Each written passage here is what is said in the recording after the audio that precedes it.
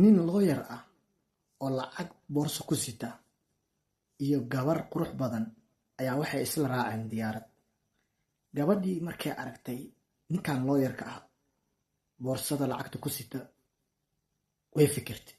Waxay dhahday ninkan si lacagta ugu qaadaa. Kadib ayay ninkii hoos waxay ku dhahday saaxiib boorsadan lacagta igu soo wareeji. Haddii kale waa qeylinayaa waxaan dhahayaa ninkan waa i kufsaday. Saaxiibka wuxuu sameeyey kii looyarka ahaa waa nin xirfad leh, waa nin aqoon yahan ah.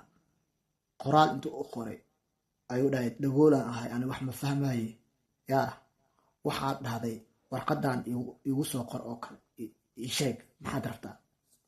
Gabadhii warqadii intay qaaday qalinkana ay ka qaaday ay waxay ku tiri lacagtan aa haysid haddaad isii weysid wuu kufsadayaan dhahayaa waana qeylinaya ayay warqada kusoo qortay.